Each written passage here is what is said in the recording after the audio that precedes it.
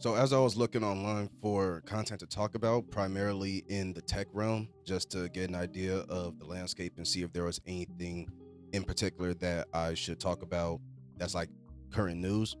I came across an article that was kind of like, here are, I don't know, 10 things that people wish that other people knew about their jobs or something like that. And this is basically what this video is going to be. Is going to be, if there's one thing about my job that I wish people understood. That's basically what this is going to be. Just to recap for people who don't already know, because I've talked about it a few times already, I'm an IT operations manager. Basically, my particular role is more on the business side of IT. I use IT principles to do my job, but my position is more customer facing.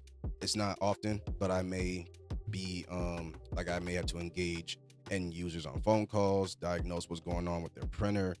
If there's an issue with our service providers and technicians going out and doing their job for whatever reason, I'm the one that has to at least initially handle that and escalate it like I'm supposed to.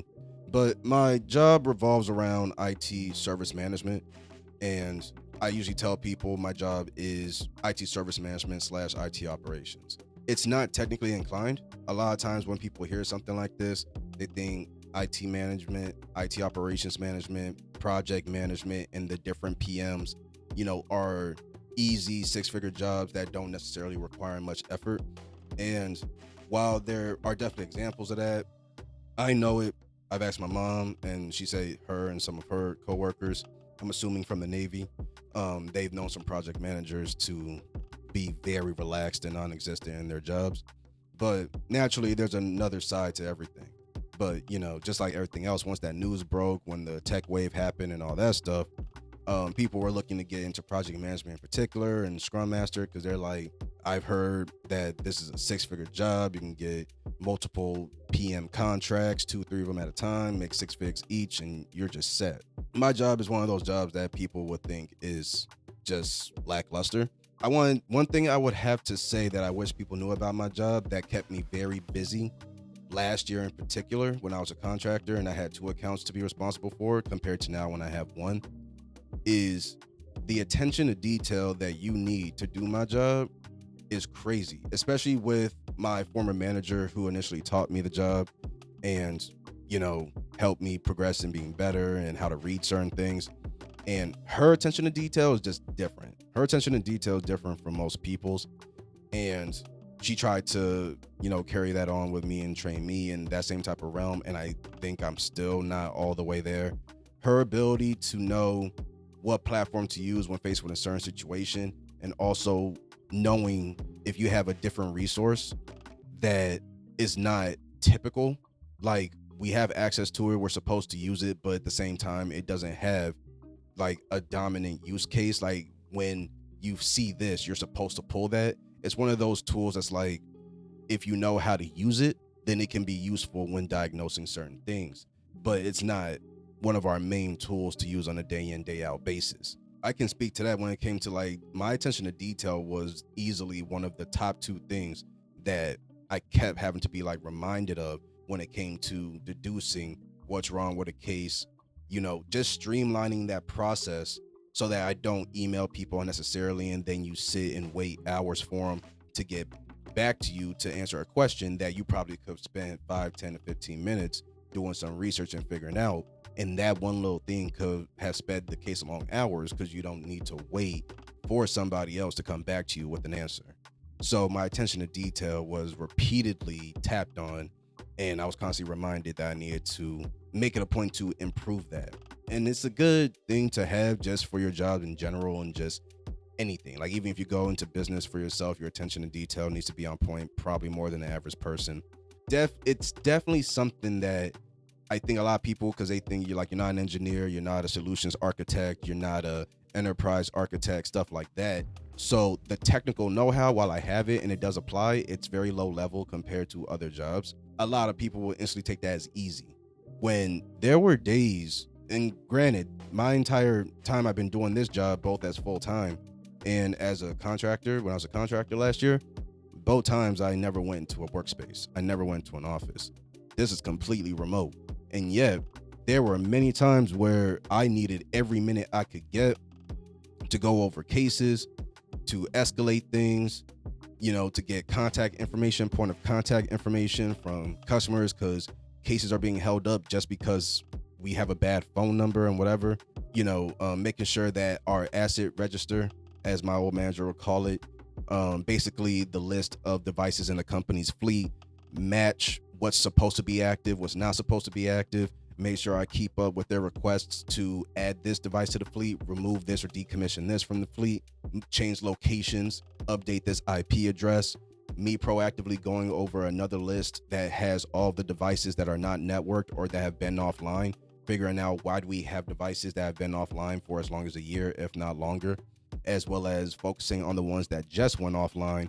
And it's like, well, why are these offline? And then doing background research into that, doing background research into consumable use, because we may get a case about a device, but then it's like, well, let me see if we already had given you what you needed, and come to find out we did. And it's like, well, why are you requesting this already? Just to find out the customer may have done something on their side, or one of their team members, especially teenagers, may have done something on their side and they ruined something. There were a lot of things that I had to dive into when it came to my job. And when it came to the reporting and making sure that the fleets matched and all that stuff, making sure contact information was up to date, formatting the reports, because I have to send these out to stakeholders, a lot of things. There were days when I didn't take a break.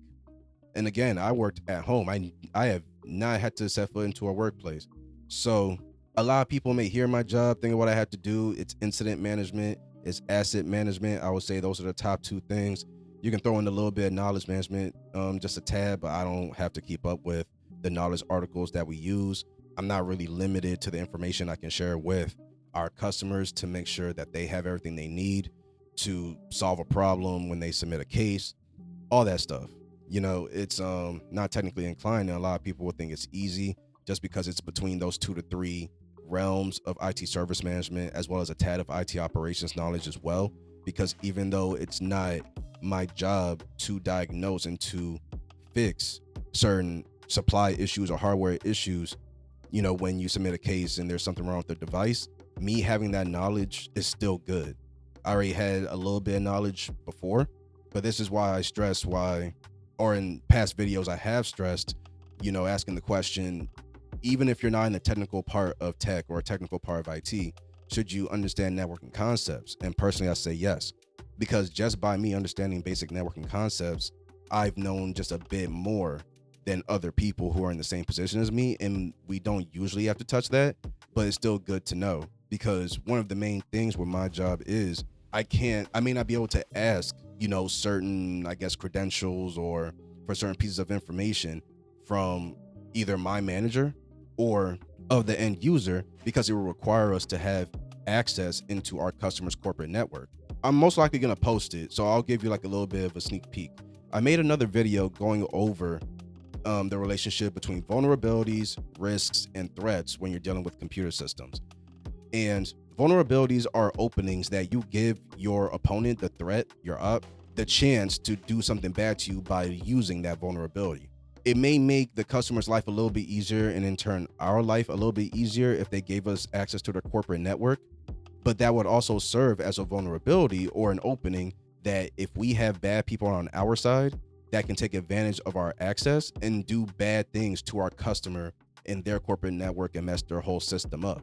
So that will be a risk that they're not willing to take. It's good for me to have just basic understanding of that, because a lot of people may not know, like, why when I had one account, I was able to get certain pieces of information or to remotely access this device to troubleshoot it, get into the logs, which allowed me to do my job easier, but I can't do that with this other account.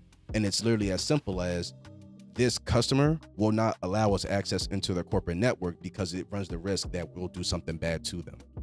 It's literally that. But believe it or not, there are people who work in this field but don't understand that basic stuff. Even basic networking knowledge, if you don't plan on being an engineer or anything like that, it's still good to know. And those are pieces of information. Again, even when it comes to network devices, understanding how, when, and why the device went offline. Did it have something to do with where it's physically located, or did you change the IP address? Did you mess somehow with the controller board, which controls the IP address and the MAC address. Like, how do we understand this? That also goes into me understanding the hardware of our products just a bit.